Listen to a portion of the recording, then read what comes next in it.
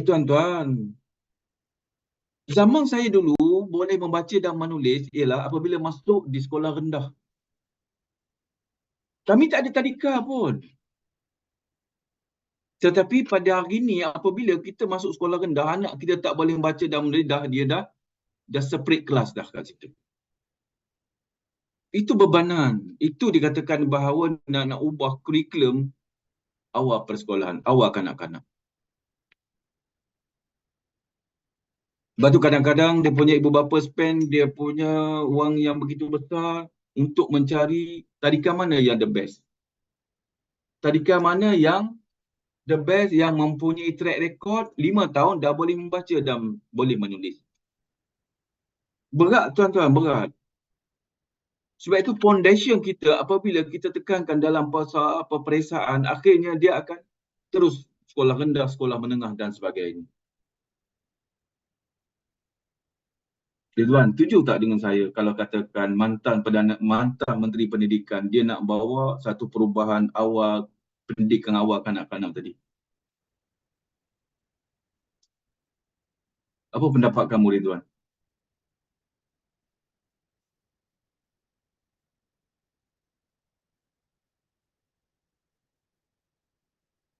Ridwan? Ya, Apa pendapat? saya. Rasa-rasa apa pendapat kamu? Ah, Saya setuju Hmm. kerana itu adalah persediaan Hmm. bagi kanak-kanak ni Hmm. untuk menghadapi uh, sekolah sekolah rendah lah. So Hmm. persediaan daripada asas 3M, Hmm. membaca, Baca, menulis dan mengira. mengira. Asas. Tetapi di situ dah diterapkan di prasekolahan.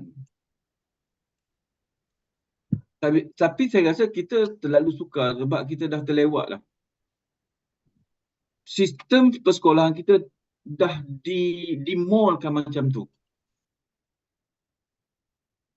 Okey. Sebab tu saya kata, idea tu ada. Tetapi pelaksanaan itu sukar. Kita katakan bahawa tadika kita ataupun prasekolahan kita tak nak ada sistem peperiksaan. Tapi kita nak terapkan etik dan sebagainya. Etik dah ada.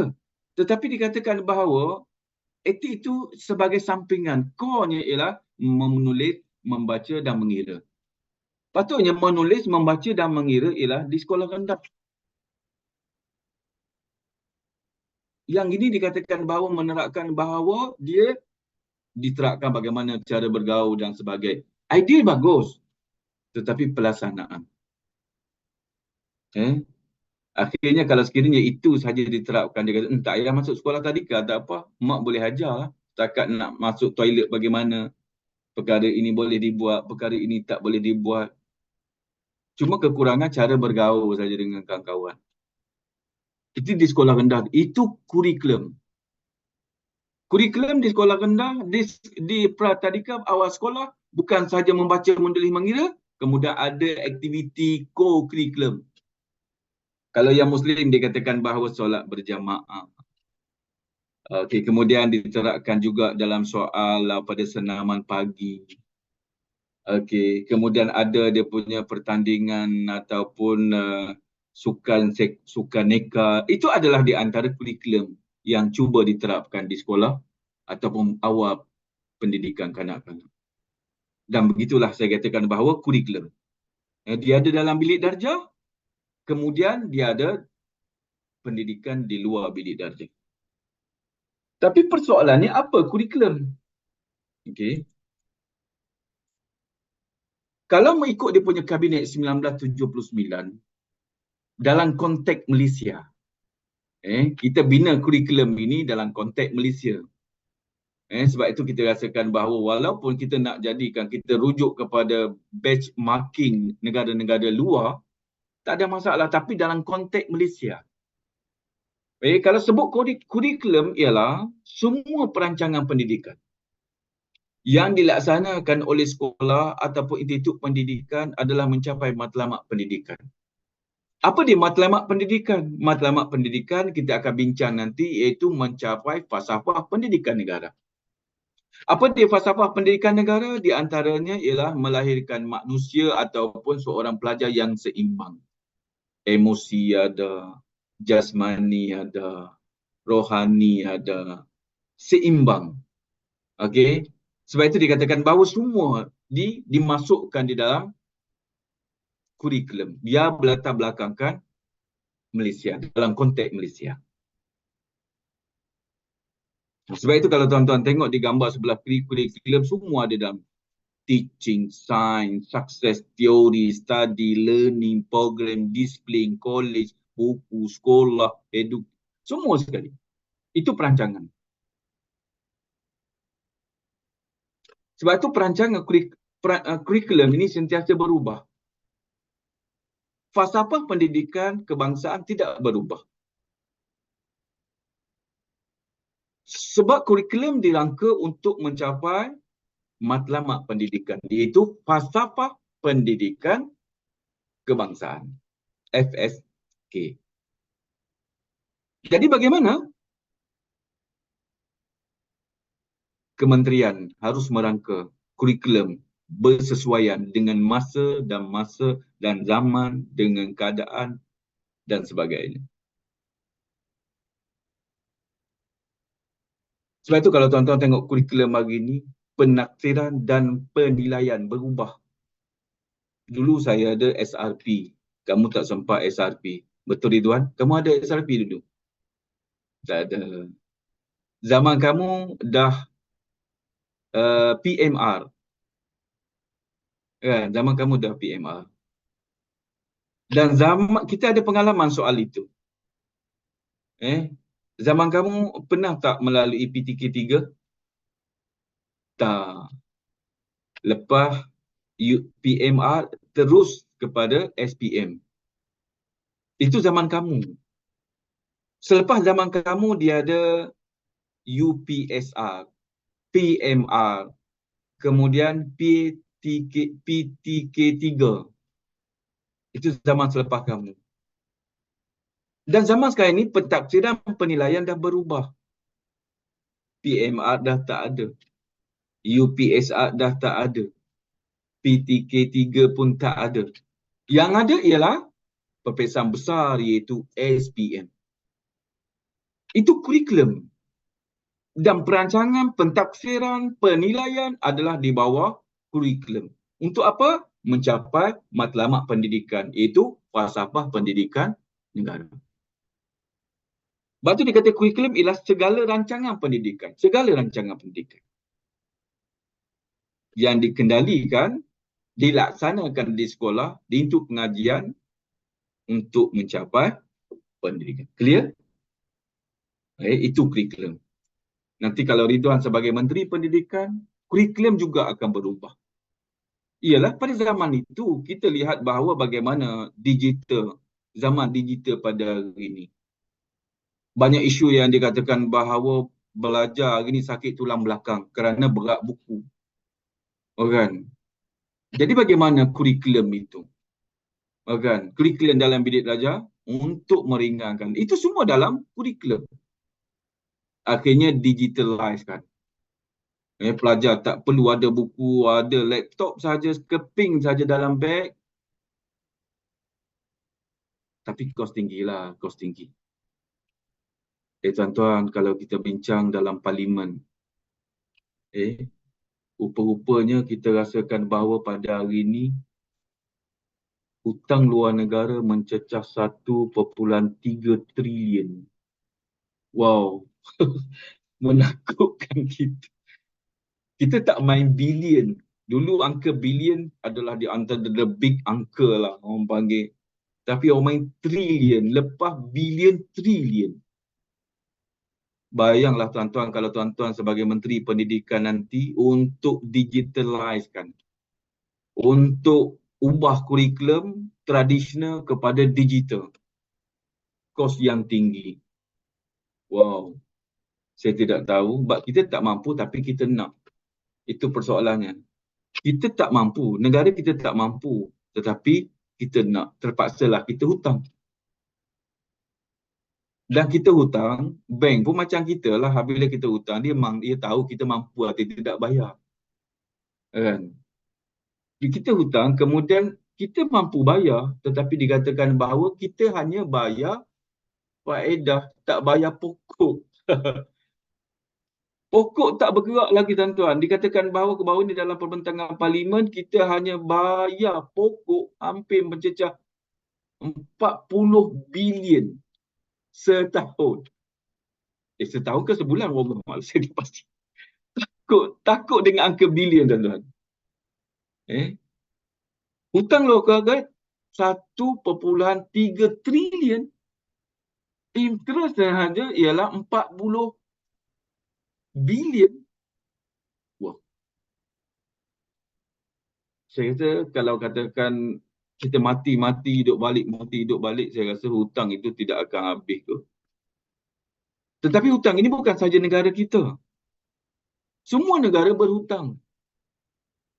Kalau negara kita tidak berhutang, sudah tentu kita tak dapat apa yang kita dapat pada hari ini. Kita tak dapat highway. Ni orang Kelantan terbaru ni.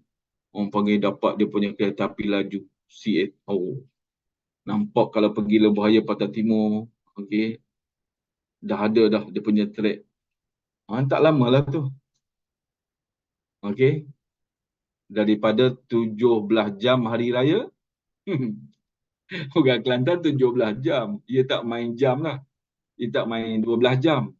13 jam. 17 jam.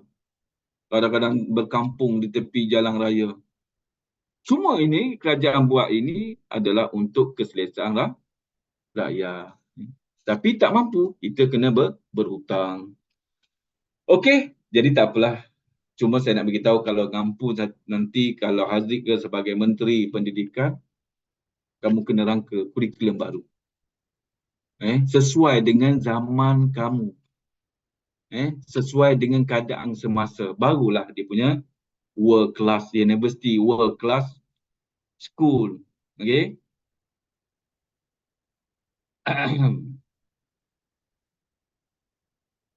Boleh? Nampak sedikit kurikulum. Nampak Okey. Jadi dikatakan bahawa kurikulum kebangsaan ialah satu program pendidikan yang termasuk kurikulum dan kegiatan co-kurikulum. Kurikulum kebangsaan dia ada dua. Co-kurikulum dan co-kurikulum. Ataupun singkatan orang panggil KOKO lah. Atika pergi mana petang ni? Mak tanya. Ada KOKO lah mak. KOKO. Yang orang faham, oh KOKO. Apa pakaian KOKO kita tahu dah. Di antara mak, pakaian rumah sukan.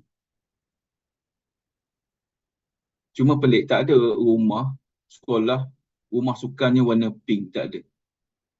Common warna biru, hijau, merah. Itu saja ada. Tetapi kalau sebut kurikulum kebangsaan, ia ada dua. Ia katakan bahawa kurikulum, apa yang ada dalam yang kamu diajar dalam bilik darjah, itu kurikulum. Dan co-kurikulum di luar bilik darjah. Kamu bersukan, kamu menjadi pengakap, PBSM, itu adalah co-kurikulum. Untuk apa tuan-tuan? Semuanya adalah untuk knowledge dalam bilik darjah, untuk kemahiran norma nilai unsur kebudayaan dan kepercayaan. Bagi apa? Bagi seimbang jasmani. Kita tak nak pelajar-pelajar kita ini ataupun anak murid kita ini lemah dari sudut jasmani, dari sudut fizikal. Kemudian rohani, kuat dalaman.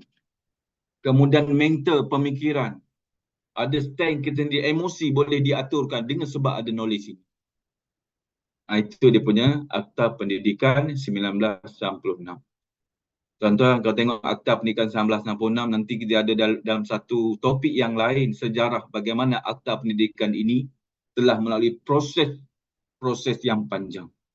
Sebelum merdeka, Kalau tuan-tuan tengok dikatakan bahawa bagaimana laporan Barnes 1950, kemudian Feng Wu 1951, kemudian dia ada lagi laporan Razak, kemudian dia ordinans pelajaran, ada laporan Rahman Talib, kemudian berakhir dengan Akta Pendidikan 1996. Nampak senang melalui proses yang panjang, kronologi dia. Tiba-tiba kita tak tahu, kita terima aja, tapi proses itu kita tidak tahu. Sebagai Menteri Pendidikan kena tahu. Tak salah berangan pun, tak salah. Atika, salah tak berangan sebagai Timbalan Menteri? Tak salah, Prof. Pernah tak kamu terfikir nak jadi menteri ke, Timbalan Menteri ke?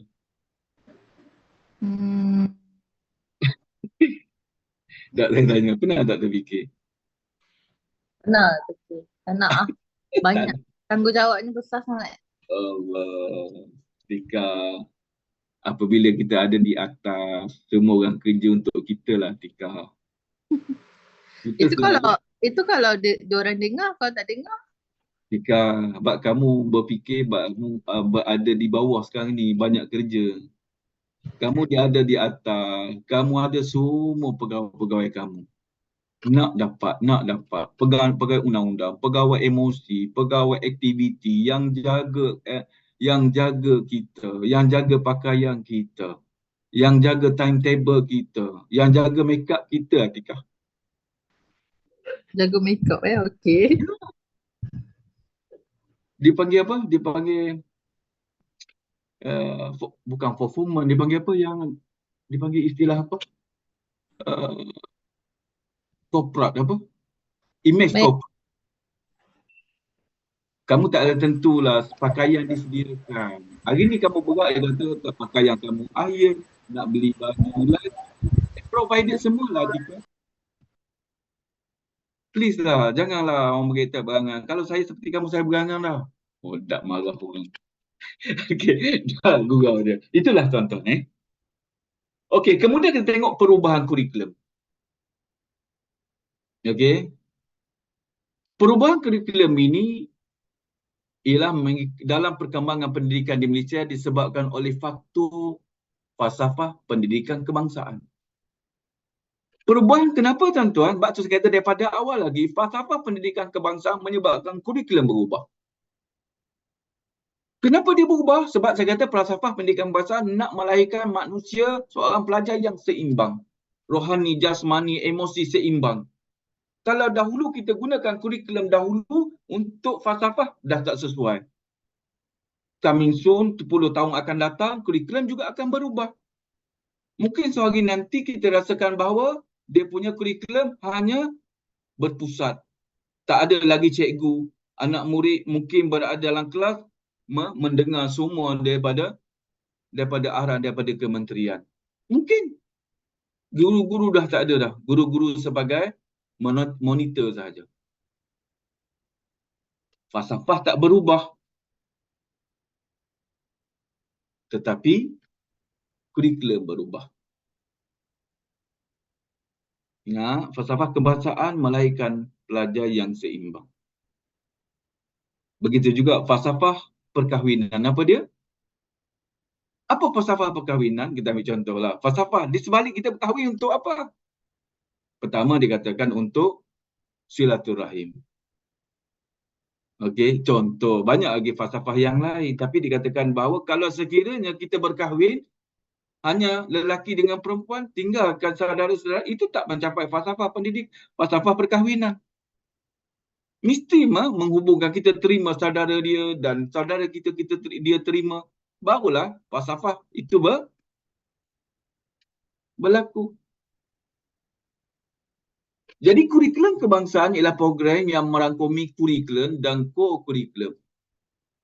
Nanti dalam Akta Pendidikan 550, saya akan terangkan sedikit bagaimana satu kesalahan besar kalau ibu bapa, pelajar, guru menghalang menyertai co-curriculum. Cuma saya kata section itu tak aktif. Kalau section itu aktif, saya kata ramai ibu bapa akan disaman di mahkamah. Guru disaman di mahkamah. Pelajar ke mahkamah. Kenapa? Menjadi kesalahan mengikut Akta 1996, Akta Perundangan Co-Curriculum, Akta 550, salah bagi seorang murid tidak menyertai co-curriculum. Dia nak pergi anak dia sekolah ya. Co-curriculum jangan pergi. Kalau Jana kata, mak nak pergi koko, jangan Jana, hitam muka kamu nanti. Habis duit mak nak beli skincare. Jangan. Beritahu kata aku kata, mak tak bagi sertai koko. Hitam muka. Kamu nak jadi atlet ke jadi salah tuan-tuan. Boleh diambil tindakan. Cuma section ini tidak aktif. Nanti saya akan beritahu tuan-tuan dia punya, saya tak ingat dia punya tu, dia ada tindakan, kemudian boleh dipenjara, boleh kena saman harian tuan-tuan, denda harian. Oh berat rupa-rupanya. Berat rupa-rupanya. Jadi itulah yang dikatakan. Kemudian dikatakan bahawa kurikulum ini merupakan pengetahuan atau mata pelajaran yang diambil oleh setiap murid di sekolah. Tuan-tuan ingat di sekolah rendah dahulu, 30 minit. 30 minit. Tak ada rehat sekejap, sambung lagi. Sampailah pukul 1. Okey. Tuan-tuan tengok di sekolah pun sama, tapi universiti kan dah berbeza. Kita tengok subjek yang kita ambil. Okey. Kita berkumpul ramai-ramai kalau subjek common subjek, kumpul ramai-ramai. Kemudian kalau universiti dahulu kadang-kadang bergantung subjek yang kita ambil. Kadang-kadang 4 subjek, ringan sedikit, 5 subjek, ringan sedikit. Tetapi dia mesti cukup 120 jam kredit baru boleh grade. 120 jam. Untuk 3 tahun program dan 4 tahun untuk engineering. Itu apa yang kamu melalui dalam kelas dulu. Okey. Sebab tu saya katakan bahawa di sekolah perempuan, di sekolah menengah pun perempuan, itu pengajian tinggi dah ramai lelaki sedikit. Betul kan? Kamu tengok pensyarah-pensyarah kamu. Ni saya pun lelaki. Jadi itu dikatakan bahawa apa yang kita dapat dalam kelas itu adalah kurikulum. Okey, jadi dikata kurikulum rasmi ataupun kurikulum nyata pula ialah kurikulum yang dibuat oleh pakar-pakar kurikulum. Dia ada orang-orang dia. Contohnya dahulu dipanggil KBSR. Kurikulum baru sekolah rendah. KBSM. Kurikulum baru sekolah rendah. Hari ni kita pakai itu lagi ke? Kita pakai kurikulum baru sekolah rendah lagi ke? Kita pakai kurikulum baru sekolah menengah lagi ke? Tak, kita dah berubah. Kita sekarang ni KSSR. Kurikulum Standard Sekolah Rendah. KSSM. Kurikulum Standard Sekolah Menengah. Jadi dikata walaupun seperti itu, kedua-dua kurikulum rasmi ini mempunyai aspek-aspek seperti ilmu pengetahuan, unsur kebudayaan yang terdapat dalam masyarakat. Sama saja. Cuma perubahan, apa yang perlu diterapkan. Kita ambil contohnya, banyak subjek-subjek baru diperkenalkan. Saya ingat dahulu waktu kemalangan ngeri kerap berlaku dalam negara kita, akhirnya nak memperkenalkan subjek apa? Subjek keselamatan jalan raya. Itu perubahan lah tu. Nak membentuk sikap ada daripada luar, daripada awal, bagaimana berhemat di jalan raya. Kalau tuan-tuan tengok di untuk pengajian tinggi, kurikulum dah berubah hari ni. Subjek wajib universiti, iaitu SPR. SPR pula penyaring ni apa? SPRM. Okey, Suruhanjaya Pilihan Raya. Ada subjek baru, common, semua pelajar kena ambil. Itu kurikulum yang berubah. yang sentiasa berubah. Dulu satu ketika subjek sejarah tak wajib. Sekarang ni kalau SPM tak lulus subjek sejarah, dianggap gagal bagi pemegang SPM. Contoh, dia kata itu kurikulum yang sentiasa berubah-ubah. Dan selain daripada kurikulum rasmi, dia ada kurikulum tersembunyi. Ini yang kita rasakan bahawa banyak yang berlaku secara tidak langsung. Kita belajar Bromfang benar bagaimana 5 layer pembentukan tumbuh sarang kanak-kanak, di antaranya kurikulum tersembunyi, iaitu peniruan gaya tingkah laku semasa di sekolah. Mak, kawan abang beli kasut sebeginilah mak. Itu yang berlaku di sekolah. Okey, mak sekolah kena bulan puasa kena balik pukul 12 lah mak. Itu undang-undang baru dan aktiviti-aktiviti sekolah. Etika-etika yang diterapkan dan sebagainya. Okey, boleh? Ada nak tanya tentang kurikulum? Ni bakal-bakal menteri semua ni. Janah, nak jadi menteri tak? Saya tanya Atikah, dia tak nak tadi. Nak? Tak tahu, privilege Janah jadi menteri seronok. Betul. Semua orang buat. Kita hari ni nak pergi tempat kerja, kita pening dengan jam. Kita tak perlu tinggal jam. Sebab apa? Kalau menteri dia ada escort dia. Betul. Ada rider dia. Oh, dia apa? Menteri Janah ke tu? Oh, Menteri Janah. Menteri Pendidikan je. Oh. Janah, kalau kamu jadi menteri, jangan lupa saya tau. Kan? InsyaAllah, Prof. Society saya pernah dengar dia ni. Okey. Saya tak lupa. InsyaAllah ingat. Apa dia Atikah seorang je setakat ni saya dengar dia tak nak jadi menteri. Okey. Kita teruskan. Kemudian kita tengok dia punya pedagogi. Ada juga pedagogi. Tapi penulisan kena sama, tapi pronunciation itu ada yang sebut pedagogi. Ada yang disebut sebagai pedagogi. Pedagogi ke pedagogi? Pedagogi. Pedagogi. Bukan pedagogi Okey, tak apa. Sebab apa? Kita gunakan pedagogi dan dimuatkan dalam pembacaan kata Melayu kerana pedagogi ialah bahasa Yunani. Bukan bahasa Melayu. Dia bahasa Yunani. Okey. Pedagogi ialah merujuk kepada teori pengajaran di mana guru memahami bahan, mengenali pelajar dan mengajarnya. Itu konteks pedagogi. Maksudnya, guru ada knowledge. Dan knowledge itu dikatakan memahami bahan. Kalau kita katakan kita guru matematik, kita tahu apa yang dikatakan nak mengajar matematik. Kemudian kita tengok mengenali pelajar. Pelajar pada tahap mana. Kalau kita berada pendidikan prasekolah, kita menggunakan pendekatan algebra, mat tambah, tak kena. Patut mengenali siapa dia punya audiens kita. Kemudian mengajar. Itu pedagogi. Sebab itu dikatakan pedagogi, kemahiran mengajar. Digunakan oleh guru untuk menyampaikan pengajaran dan pembelajaran. Okey.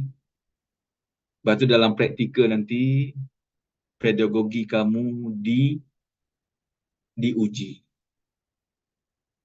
Macam malam tadi, saya dah tengok ada sedikit pedagogi kamu. Menyampaikan. Cuma saya rasa tak sampai kepada menjadi pelakon. Pelakon dia punya pedagoginya nak menyampaikan kalau sedih dia menangis. Kalau dia gembira, dia ketawa. Okey, itu pedagogi yang dikata kemahiran mengajar. Kalau dalam soal perkara penting, kamu kena tegas. dalam soal perkara yang tak penting, mungkin kita boleh menggunakan tonasi yang biasa. Itu pedagogi. Ia merupakan sains pendidikan. Apa benda sains? Sains ialah kajian. Dulu kita pakai pendidikan. Dulu di awal persekolahan kita menggunakan pendekatan dikatakan lisan. Tapi hari ini dipanggil pedagogi ialah sains pendidikan. Apabila sains kajian, mana yang paling berkesan? Pada hari ini kita menggunakan pendekatan online ialah melalui sains pendidikan. Kenapa? Kajian yang berkaitan dengan teknik pendidikan yang sesuai. Bermula dengan PKP. Dipanggil sains pendidikan. Okey. Kemudian dan seni cara mengajar di sekolah. Tak semua orang ada knowledge, dia ada seni. Ingat tuan-tuan, orang yang ada knowledge kognitif dia dengan ilmu, dengan maklumat, tetapi tak semua orang boleh mengajar. Okey, tetapi yang pertama sebelum mengajar mesti ada kemahuan mengajar.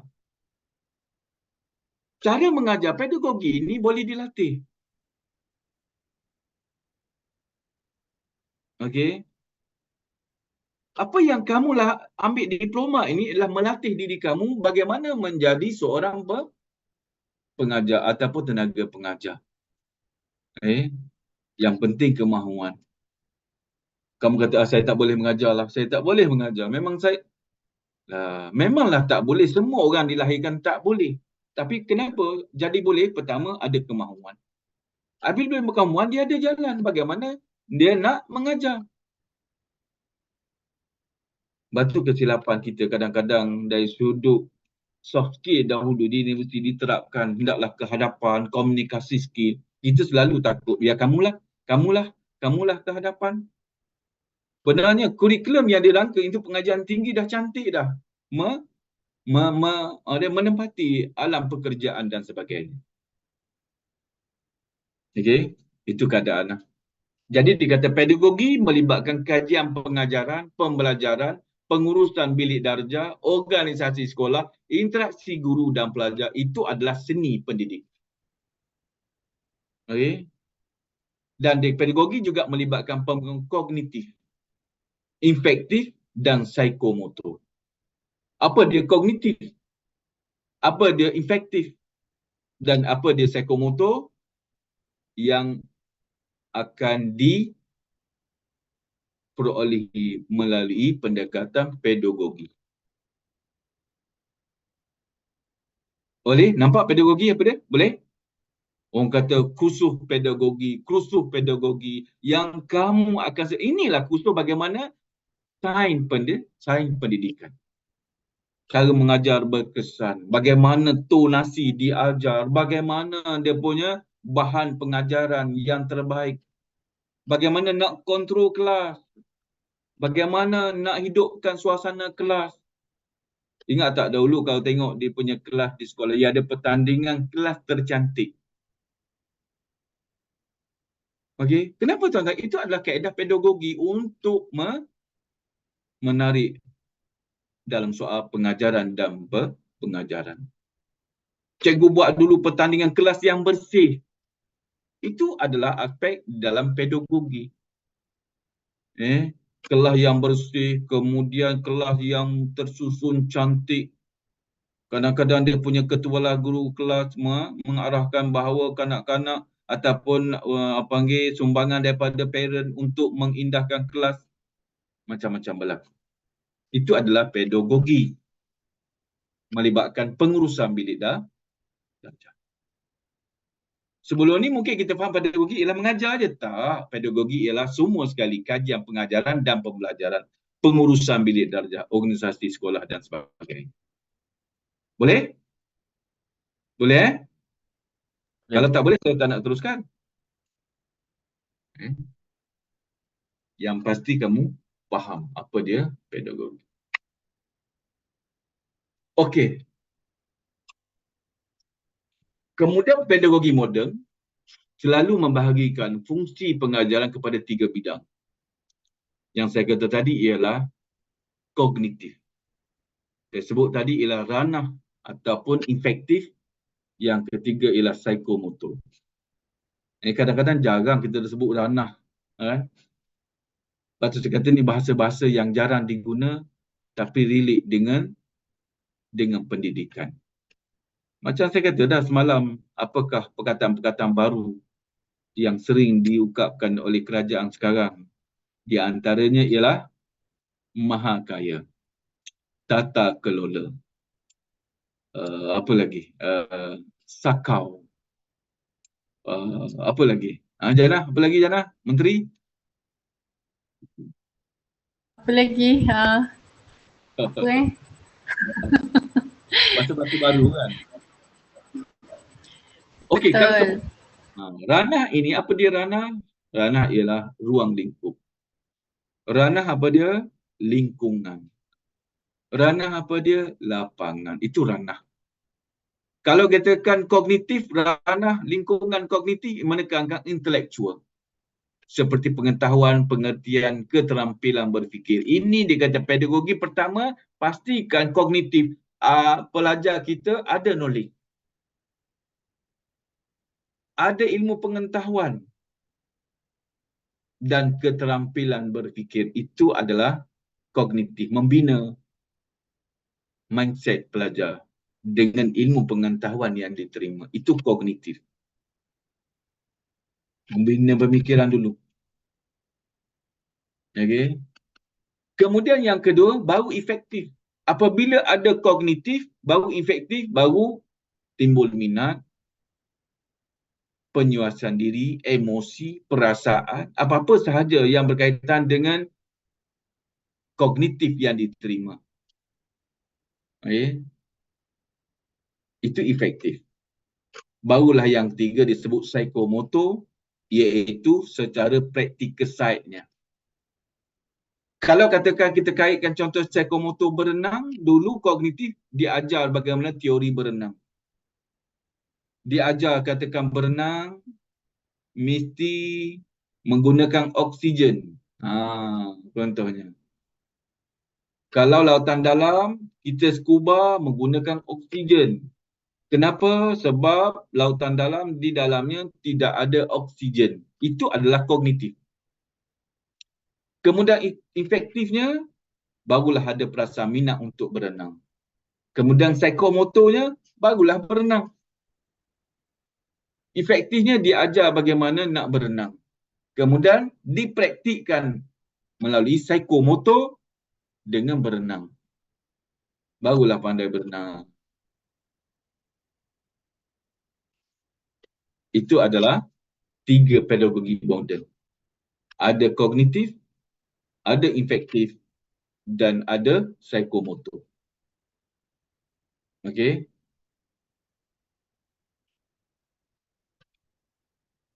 Naik kuda. Kuda. Ajar kognitif bagaimana cara berkuda. Okey. Bagaimana kita nak naik kuda, kita ajar. Maka efektif kita minat naik kuda. Akhirnya kita berkuda. Dia kesinambungan kognitif, efektif dan psikomotor. Boleh? Okey, kemudian seterusnya ialah andragogi.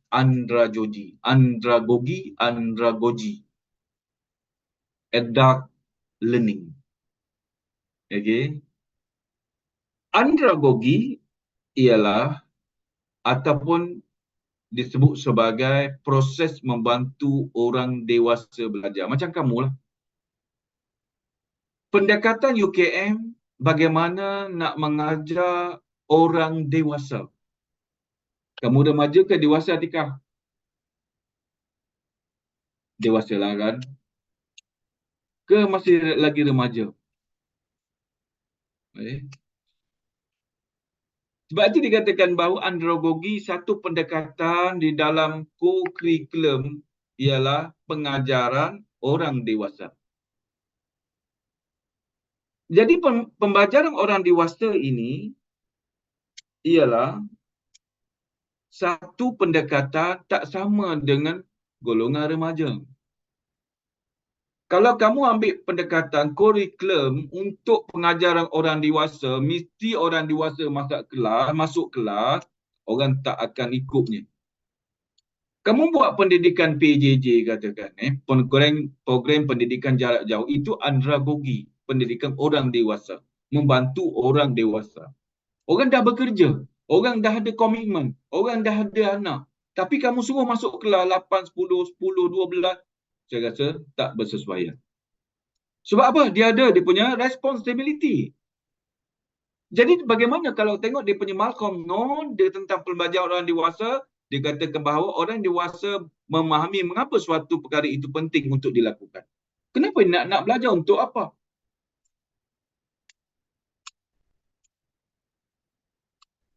Mendapatkan ilmu, kemudian orang dah kerja untuk naik pangkat. Ataupun kalau dikatakan dia cikgu, syarat untuk confirm mesti ada diploma pendidikan. Itu orang dewasa. Mereka mempunyai kebebasan untuk belajar dengan cara mereka sendiri. Maksud mereka sendiri dikatakan bahawa mereka uruskan sendiri.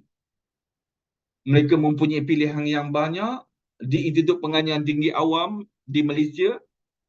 Macam bagaimana kamu berkongsi, dikatakan UM pun ada, di PLI, USIM pun ada. Kamu tentukan sendiri mana yang terbaik dari sudut yuran, dari sudut timetable dan sebagainya. Dan pengajaran adalah pengalaman, masa yang sesuai untuk mereka belajar dan prosesnya adalah positif dan menggalakkan. Saya pernah mengajar PJJ, tuan-tuan. Seronok mengajar PJJ ni. Sebab apa? Sebab dia dewasa. Dia berkongsi pengalaman dia.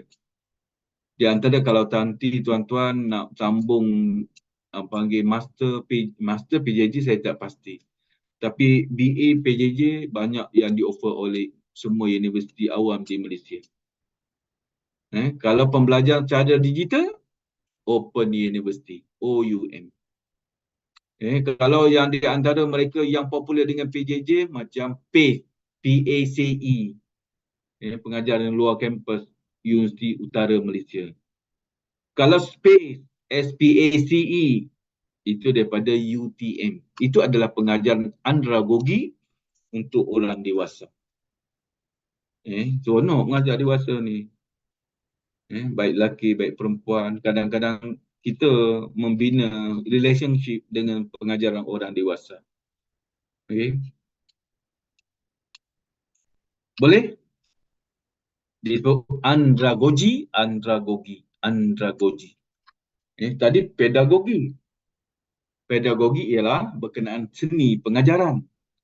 Andragogi ialah pendidikan orang dewasa. Kamu belum dewasa lagi pun kita rasa dah seronok. Sebab kamu dah faham. Kamu dah melalui induk pengajian tinggi. Itu pun dah seronok. Kalau mengajar PJJ, lagi seronok. Nanti kalau kamu sebagai pensyarah mengajar PJJ, itu ayah kamu, mak kamu nak mengajar macam mana? Ada seronok berkongsi dan sebagainya. Boleh? Andragogi? Okey, kemudian kita teruskan disebut heutagogi. Macam-macam gogi ni. Yang digunakan dalam pendidikan hari ini adalah perkataan yang diambil daripada Yunani. Heutagogi atau pembelajaran yang ditentukan sendiri adalah strategi pengajaran berpusatkan pelajar dan menekankan perkembangan autonomi, keupayaan dan kemampuan belajar. Dan saya kata kamu di antaranya adalah heutagogi. Kamu sendirikan strategi pengajaran. Kamu yang tentukan sendiri autonomi. Nak belajar ke tak nak belajar, orang tak boleh paksa. Keupayaan kamu dari sudut keuangan, kamu cari sendiri. Dan itu heutagogi disebut sebagai satu pengajaran yang mempunyai autonomi. Autonomi apa dia? berdasarkan kita punya nak ke tak nak, kita nak join universiti mana, tidak boleh dipaksa. Kemudian tidak ada unsur paksaan di situ, keupayaan kemampuan belajar. Sebab tu dalam soal refleksi diri semalam, dikongsikan juga kadang-kadang Kiyota-Gogi tidak sedikitkan bukan kemahuan dia, dikatakan bahawa kemahuan ibu dan bapa. Dulu saya nak jadi bomber, tapi mak saya suruh jadi cikgu. Tak ada autonomi di situ. Mana yang terbaik, Jannah? Ikut mak ke ikut sendiri? Dua-dua ada baik dia. Kalau ikut mak dia dapat restu. Kalau ikut sendiri, kita akan buat dengan lebih sebab kita nak kan, kita akan buat dengan lebih kuat lah, lebih ni lah macam tu. Jannah, kamu dah kahwin kan? Belum. Kalau kamu kahwin nanti, mak kamu dengan calon kamu, adakah kamu nak ikut mak ke nak ikut kamu?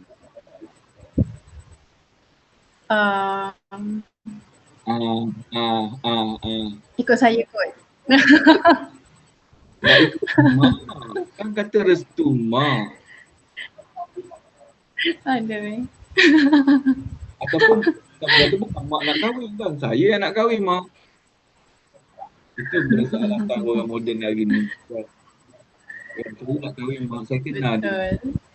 Mak kata kamu, ini bukan mak Bon, ini Jebon. Kan? Mak tahulah, mak dah makan garang lebih awal daripada kamu. Ini makan adalah Jebon. Apa alasan kamu ni? Faham. Tak ada alasan doktor, kena ikutlah nampaknya. Mak, kalau mak tak terima saya lari daripada mak. Itu antara banyak literature mengatakan begitu. Okey, jadi tak apa. Kalau sebut Hitogogi, Hitogogi adalah pembelajaran sendiri. Kita ada autonomi, kita ada keupayaan, kita ada kemampuan. Sendiri yang pelajar yang merancang, pelajar yang menyesuaikan dan sebagainya. Jadi dikata individu perlu mengetahui bagaimana menguruskan pembelajaran mereka untuk merancang, mengembang, menyesuaikan. Tanpa kemampuan arahan sendiri, pelajar akan mudah terganggu. Biasanya macam tu. Terpengaruh dengan segala maklumat yang terdapat dalam aplikasi digital. Ini menyebabkan kalau kita tidak ada autonomi, kita tidak ada hala tuju, mudah terpengaruh. Pelajar dilatih bagaimana untuk menumpukan perhatian pada suatu perkara secara mendalam. Sebab kita ada autonomi, kemampuan kita. Kemudian kegagalan untuk menumpukan perhatian menyebabkan pelajar tidak dapat memahami masalah secara mendalam. Boleh? Bolehkah? Okey. Ini. Kita masuk sedikit. Saya kata tadi awalnya kurikulum ialah KBSR. Okey. Kemudian kurikulum berubah daripada KBSR kepada KSSR. Apa dia? KSSR iaitu kurikulum standard sekolah rendah dan kurikulum standard sekolah menengah. Ini adalah dengan sebab mengikut falsafah pendidikan kebangsaan. Sekolah rendah. Ya. Dia berubah. Kurikulum berubah. Kalau tengok dia punya sejarah, siapa orang yang bertanggungjawab mengubah kurikulum ini, sekolah rendah dan sekolah menengah, daripada kurikulum baru sekolah rendah kepada kurikulum standard sekolah rendah, iaitu yang dilakukan oleh siapa? Siapa yang telah mengusulkan perubahan ini? Siapa? Kau masih ingat? Menteri mana yang bertanggungjawab? Dia berubah pada tahun 2017. 2017 kamu ada di mana? Di mana kamu ada 2017? Di sekolah rendah ke sekolah menengah? Ke habis sekolah dah? Bukan dia. Dah habis sekolah. Dah habis. Jadi kamu ni tak sempat lah kurikulum standard sekolah rendah. Kamu dengan kurikulum baru sekolah rendah. Sekolah menengah dah habis? Dah masuk universiti ya. Oh. Kamu tak ikut dia punya KKSR dan KSSM. Ingat dia diutarakan ataupun dia sejarah pada 2017 oleh Menteri Pendidikan iaitu Mahathir Khalid. Mahathir Khalid orang Kedah pernah mengutarakan dalam semasa jadi menteri, dia katakan bahawa diperkenalkan KKSR, KKSM. KSSM, KK pula. KSSR, KSSM. Okey, jadi dikatakan bahawa apa sebenarnya perbezaan daripada KBSR dengan KBSM? Dikatakan dahulu kalau tengok dia punya secara keseluruhannya, dia adalah pengajaran berpusatkan murid. Murid yang menentukan. Sebab tu kita tengok adik-adik kita apabila dia balik sekolah rendah, sekolah menengah, ada saja aktiviti assignment yang kena buat. Dia ada unsur keusahawanan dengan melibatkan ini. Sebab tu dikatakan bahawa lebih kepada pengajaran berpusatkan murid. Kemudian penekanan kepada penyelesaian masalah tugasan berasaskan projek. Ada projek sejarah, ada projek IT, robotik, macam-macam diperkenalkan. Sebab tu dia kata KSSR, KSSM menyediakan pelajar global player dalam pelbagai kemahiran iaitu kemahiran berfikir aras tinggi, daya saing, daya tahan, kemahiran komunikasi dan jati diri. Ini yang dikatakan kehebat. Ini yang dikenakan kehebat. Diperkenalkan dalam subjek di sekolah. Okey. Kemudian begitu juga dikata KSSR, KBS dan KSSM, bukan KBSR ini. KSSR dan KBSR adalah berfokus pada pembinaan pelajar dalam alam kerjaya. Dah mula. Tuan-tuan, kali ini di sekolah rendah, sekolah menengah, kalau tuan-tuan pergi dia punya tadika pra-persekolahan, tadika kemas. Apa dia buat tuan-tuan? Dia katakan selected tadika dah mula fokus kepada sains dan teknologi. Ada tadika di Behran, kita ambil contoh. Behran di Perak.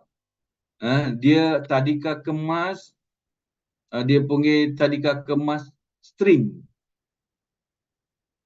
Lebih kepada apa? Lebih kepada astronomi. Saya dah pergi dah tadika itu. Agak special dan sebagainya. Ini adalah perubahan yang berlaku, perubahan kurikulum, lebih kepada penyesuaian, lebih kepada dinamik dalam soal pengajaran dan pembelajaran. Boleh? Okey, selain daripada itu, hasil daripada KSSR dan KSSM, dia ada pentafsiran dan penilaian. Okey. Dua perkara ini tidak dapat dipisahkan. Pentafsiran merupakan satu proses mendapatkan maklumat dan seterusnya membuat pertimbangan tentang hasil daripada suatu proses pendidikan. Pentafsiran dikatakan bahawa setiap pelajar ada dia punya buku rekod dia. Di situlah setiap guru, sebab tu dia kata beban guru tinggi. Semalam dalam surat khabar dia kata bagaimana nak membantu dia punya beban guru. Guru bukan saya mengajar tetapi merekod perkembangan setiap pelajar. Dari sudut apa? Aktiviti, mengumpul, merekod, memberi skor dan menginterpretasi maklumat tentang pengajaran seorang pelajar bagi suatu tujuan. Okey. Ini dia kata pentafsiran dan penilaian pula ialah mengumpul maklumat berkenaan perkembangan dan kemajuan murid menggunakan pelbagai kaedah pentafsiran, ada ujian, ada test dan sebagainya. Ada ujian peringkat sekolah, ada ujian dilakukan di peringkat PPD, bahagian daerah pendidikan. Semuanya adalah pentafsiran dan penilaian. Tuan-tuan, kalau di universiti, siapa yang menilai? Siapakah yang membuat pentafsiran dan penilaian? Pensyarah semata-mata. Okey. Tetapi kalau tengok dia punya guru kelas, bagi setiap sekolah rendah, sekolah menengah, dia ada satu fail yang mengumpul semua dia punya maklumat daripada guru-guru yang mengajar. Kalau di universiti, satu subjek, seorang sahaja yang membuat pentafsiran dan penilaian. Tapi kalau di sekolah rendah, sekolah menengah, seorang guru, nanti kamu sebagai seorang guru kelas, pastikan satu fail untuk pelajar dan mengumpul maklumat daripada setiap guru yang mengajar pada setiap pelajar yang menjadi anak murid kelas kita. Berat kan tuan? Berat dia punya tanggungjawab ini. Sebab tu isu beban guru ini selalu dibangkitkan. Bukan saja mengajar, nak merekod tu berat tu. Kita jadi guru kelas, kita kena pastikan bahawa kelas kita ada maklumat tentang setiap pelajar. Kalau subjek kita ajar tak apa, tetapi semua subjek yang diajar bagi setiap dan kumpulkan, kemudian kita bagi skor. Itu proses pentafsiran dan penilaian. Bukan saya kata saya begini, tak nak jadi cikgu lah, berat sangat. Tak, mula-mula berat lah, mula-mula. Sebab tu dikatakan bahawa soal beban guru menjadi isu. Apa perkara yang boleh mengurangkan beban guru?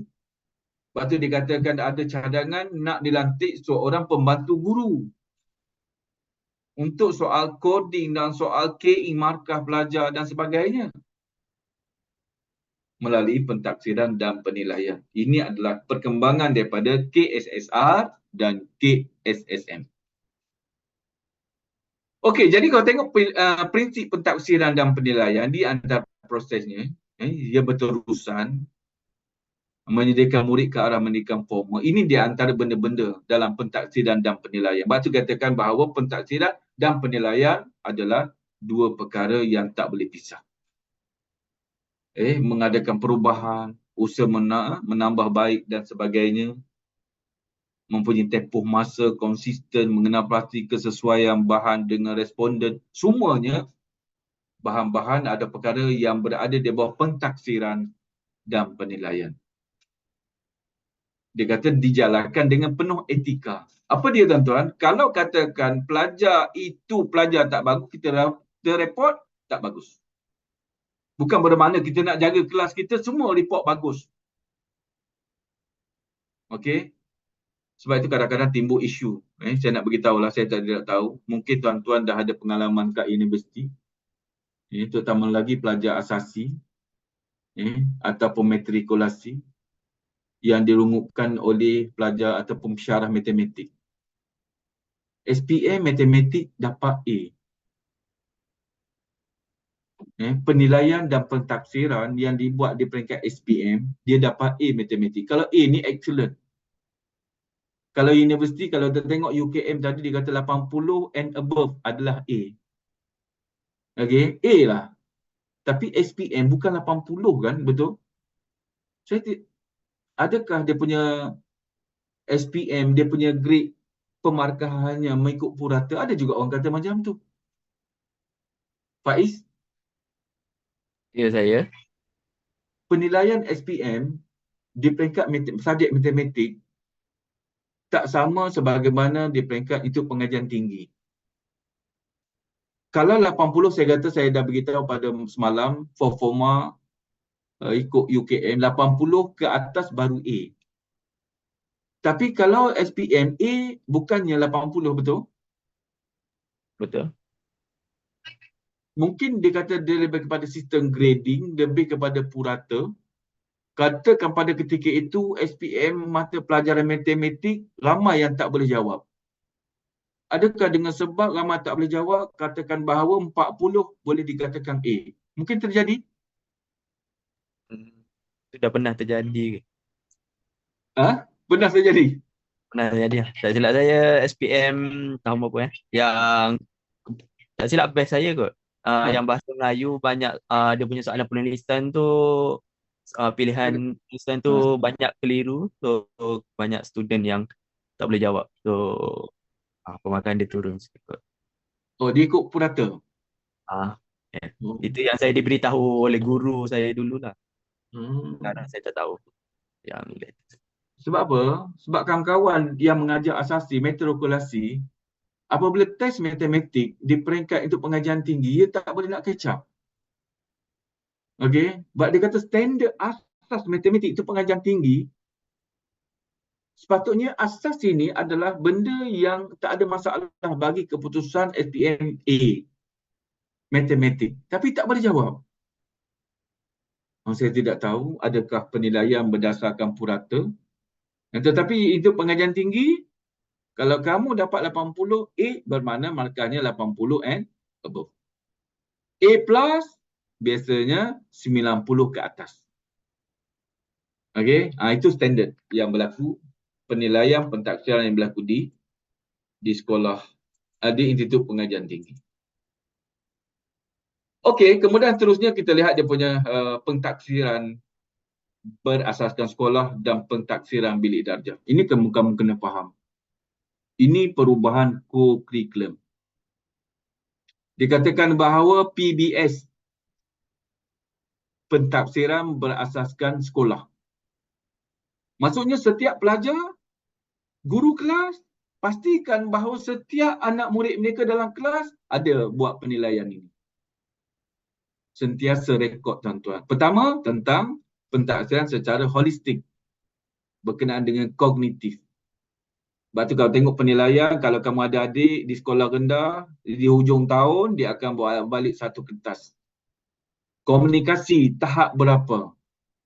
Skor 5, 4, 3, 2, 1. Kalau 5, memang hebat kognitif dia, intelek dia. Efektif, emosi bagaimana? Rohani bagaimana? Suka bergaduh dengan orang tidak? Okey, suka kacau kawan ke? Kan? Efektif. Dia kata 5, memang excellent. Psikomotor bagaimana? Jasmani. Okey, bagaimana pelibatan dia dalam aktiviti di luar kelas? Ada ke tidak? Semua rekod, kehadiran direkod itu adalah PBS, pentafsiran berasaskan sekolah. Kamu sebagai guru kelas, pastikan semua direkodkan. Kadang-kadang orang kata jadi cikgu hari ni nak kencing pun tak sempat. Banyaknya kerja.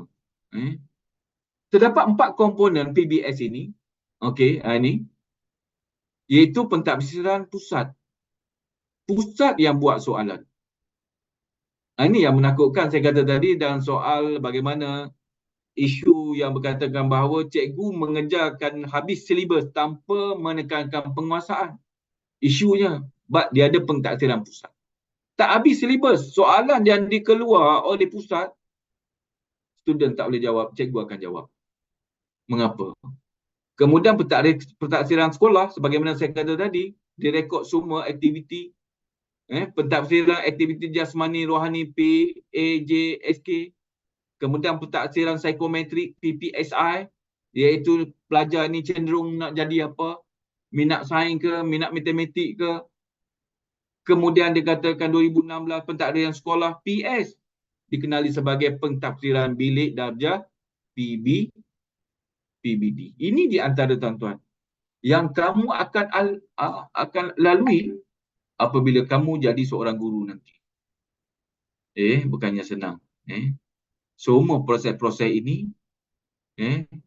ada di tangan kamu dan kamu akan dipertanggungjawabkan soal pembesaran dari sudut kemajuan pelajar itu sendiri. Boleh, Ridwan? Nampak Ridwan ngantuk. Nampak ngantuk, Ridwan? Tak apa, nanti kita rest kejap. Okey, kita ambil sikit lagi. Ini secara diagramnya. Bagaimana yang saya katakan tadi. penilaian berasaskan sekolah. Pertama dari sudut akademik, yang kedua bukan akademik. Dari sudut akademik, kalau PP, pentaksarian pusat, ini yang saya katakan bahawa bagaimana pelajar, bagaimana guru terpaksa habiskan silibus. Tak kira student boleh terima, itu nombor 2. Tapi orang panggil silibus dah habis. Sebab apa? Sebab ia ada test ujian daripada pusat. Yang kedua akademik, pentafsiran bilik darjah. Ini yang pelajar atau guru yang mengambil tanggungjawab memastikan pentafsiran bilik darjah dari sudut komitmen, dari sudut kognitif, ujian dia buat dan sebagainya. Okey, kemudian yang kedua bukan akademik, ni PAJSK. Aktiviti jasmani, anak kita datang tidak ke sekolah. Okey, berapa kali penting, bagaimana pencapaiannya di dalam aktiviti, dan satu lagi PPSI ialah psikometrik. Dilakukan oleh sekolah bagi bukan akademik, nak lihat cenderung pelajar itu nak jadi apa, minat ke mana, aliran sains ke aliran sastra. Okey, dia ada ujian psikometrik. Dan saya rasa kamu jadi guru pun dia ada ujian nanti. Kan? Dia ada ujian psikometrik, akhirnya kamu test, rupa-rupanya bukan nak jadi cikgu, nak jadi menteri. Dia akan lihat di situ keputusan dia. Soalan-soalannya bergantung kepada pemikiran kamu. Okey? Boleh?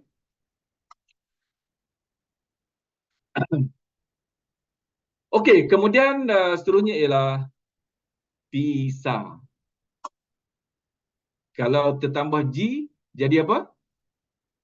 Jadi pisang. Kalau tambah PISA-K, jadi pisang. Okey. Kalau tambah PISA-U, pisau. Pisau. Okey. Jadi tuan-tuan, saya nak bagi tahu ini assessment. Mungkin suatu hari nanti kamu sebagai guru juga terlibat, sekolah kamu terlibat. PISA merupakan satu ujian. Mungkin ada orang kata dia bukan ujian, dia itu adalah kajian berkenaan dengan program International Student Assessment. Tetapi kita tengok dikatakan bahawa PISA ini dia melibatkan bukan sahaja dia punya pelajar, tapi 3 komponen yang lain. Dia kata melibatkan guru, melibatkan student.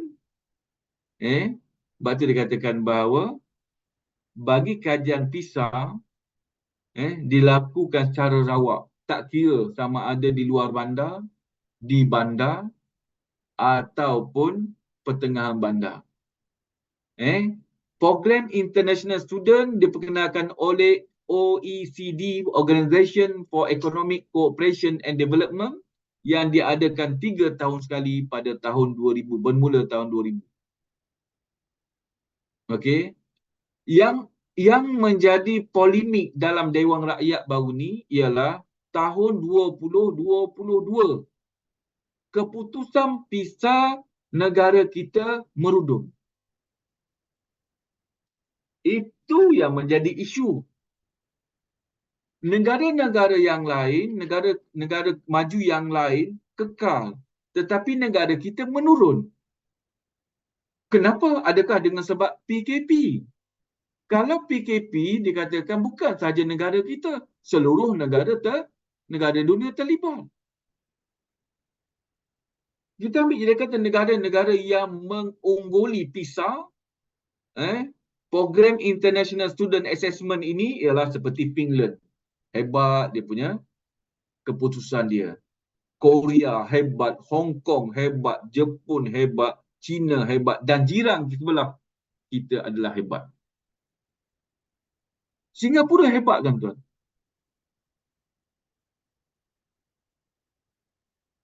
Padahal dia Singapura merupakan di antara negara kita dulu. Tapi dia hebat dalam soal PISA. Okey.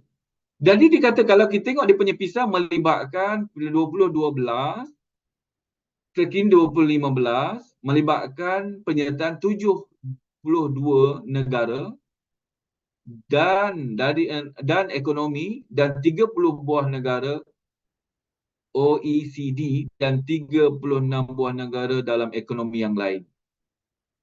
Maksudnya di sini dikatakan bahawa pemilihan cara rawak sebanyak kajian PISA 2015 230 sekolah seluruh Malaysia melibatkan 9,660 orang murid, 230 orang pentadbir dan 5,750 orang guru.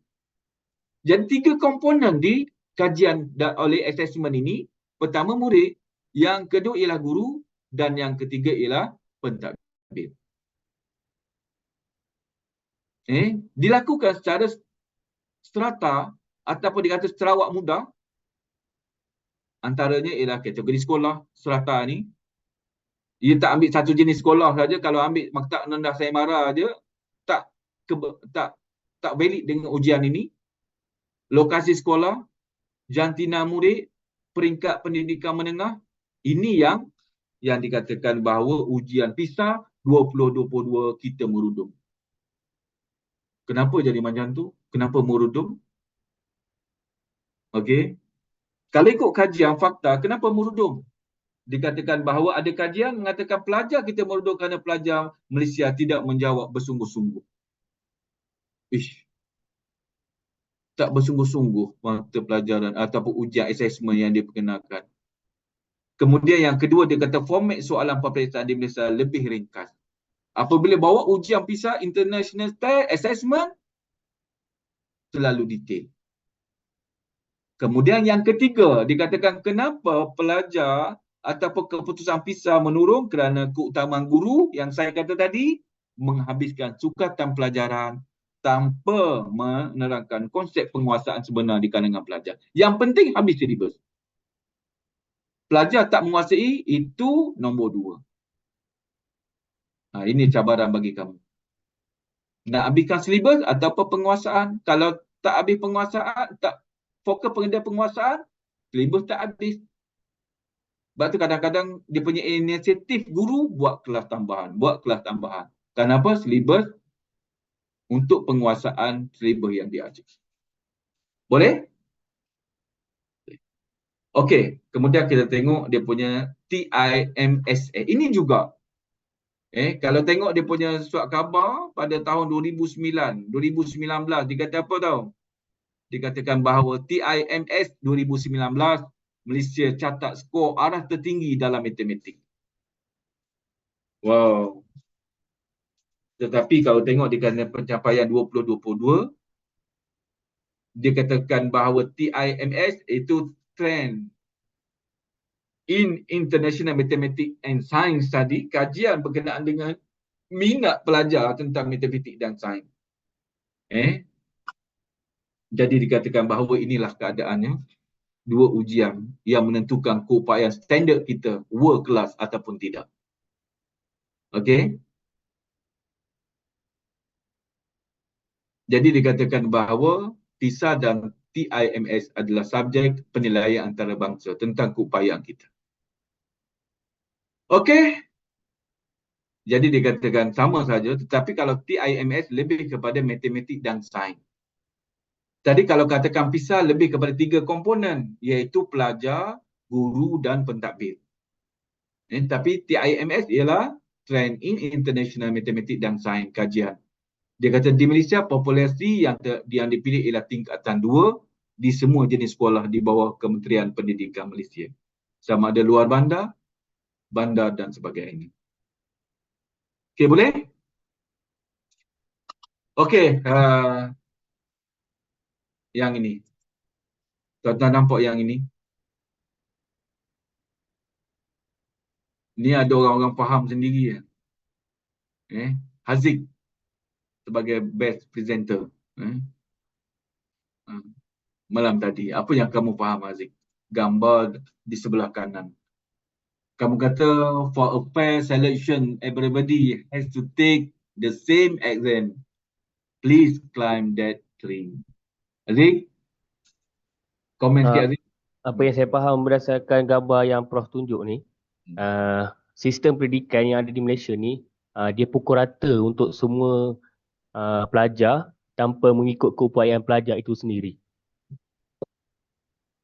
Jadi maksudnya, kalau kamu di depan ini, kamu sebagai parent, kamu sebagai ayah, ini anak-anak kamu. Apa yang kamu faham di sini? Daripada gambar tersebut, maksudnya pentaksiran untuk anak-anak di Malaysia ni. Kalau kamu sebagai seorang parent, kamu sebagai seorang ayah ni, Okey. apa, ini anak-anak kamu ni ada gajah, tak contohnya je ada ikan, ada anjing, ada apa dia tu, monyet. Apa yang kamu faham? Ini anak-anak kamu ni. Ialah menggambarkan pelbagai karakter lah. Bagi karakter. Ya, betul. Sheila, apa pandangan kamu? Haziq kata kurikulum kita ini kalau tengok dia punyanya adalah bergantung kepada keupayaan pelajar. Kemudian kalau kita as a parent, kita rasakan bahawa anak-anak kita inilah hakikat sebenarnya. Ia tidak sama. Apa pandangan kamu, Sheila? Pada saya, anak saya yang boleh panjat tu, Bernama apa? saya Bernama monyet. bernama monyet tu saya sokong je lah, saya bagi reward kat dia. Pada anak-anak saya yang lain tu, saya akan bagi pembelajaran di rumah lah. Boleh Sebab tak kamu saya minta anak? Boleh, anak saya nak semua jadi cikgu lah. Boleh tak? Kalau Tak. kedudukan gini anak kamu. Mampu tak dia? Semua boleh jadi cikgu, tapi masing-masing mempunyai kelebihan yang tersendiri. Saya akan bagi latihan mengikut kelebihan dia orang sendirilah. Walaupun Sheila, latihan bagaimana saya nak tanya? Anak kamu bernama ikan mas. Nak suruh panjat pokok. Latihan bagaimana yang sesuai? Mampu ke tidak ikan memanjat pokok? Manjat pokok adalah guru katakan. Okey, gajah okeylah, ia boleh menggunakan belalai naik pokok. Monyet memang confirm panjat pokok laju je. Kalau penguin dengan ikan, bagaimana anak kamu bernama penguin dan ikan supaya panjat pokok? Macam mana nak buat? Latihan bagaimana? Boleh ke? tak boleh. Boleh. Apa tak boleh? Ya. Kamu letakkan ikan ada sayap. Kan? Kamu letakkan penguin ada kuasa turbo kan. Jadi begitulah tuan-tuan, saya nak beritahu bahawa anak-anak kita, pelajar-pelajar kita dan kelas takkan sama. Yang pasti kita bagi knowledge, kemudian dia buat keputusan. Androgoginya tadi. Dia tahu kemampuan dia. Kalau ikut ayah, semua nak jadi cikgu semua. Tapi adakah anak dia tahu dia mampu tidak? Bukan tak nak ikut ayah. Ayah, saya bukan tak nak, saya tahu kemampuan saya. Meraihkanlah dia punya keupayaan masing-masing. Ilmu tak boleh diwarisi. Okey, walaupun genetik itu boleh diterapkan berlaku, tetapi penguasaan itu bergantung kepada keupayaan. Ingat jangan paksa tau. Yang 1930 jangan paksa anak kamu atau mas, ikan mas, panjat pokok. Ayah tak boleh ayah, tak kira. Ayah bagi 3 jam untuk kamu panjat pokok. Siang kat dia. Sebab tu dia kata apabila panjat pokok, ia tak boleh nak turun. Sebab dia tahu panjat, ia tak tahu nak turun. Akhirnya apa? Akhirnya kita rasakan bahawa kerukunan dalam kekeluargaan dengan paksaan tidak bertahan lama. Okey. Aziz boleh Ini gambaran nampak macam simple tapi cukup bermakna. Ajarlah anak kamu, anak murid kamu mengikut keupayaan masing-masing. Kalau dia tak minat sains dan matematik, jangan paksa dia. Okey. Tapi knowledge kena bagi. Keputusan biar dia buat berdasarkan keupayaan masing-masing. Okey. Dan last kali ialah sekian, terima kasih. Okey. Iaitu Atikah tunggu-tunggu bila nak dapat sekian, bila nak dapat sekian. Okey, kita rest dulu. Kemudian kita sambung lagi pada pukul 10.30 nanti. Boleh? Okey. Betul lah. Saya inilah perkara yang paling disukai. Betul Pak I? Kan? Rest dulu, kemudian kita sambung lagi. Okey, kita masuk lagi pukul 10.30. Okey, Assalamualaikum. Salam sejahtera.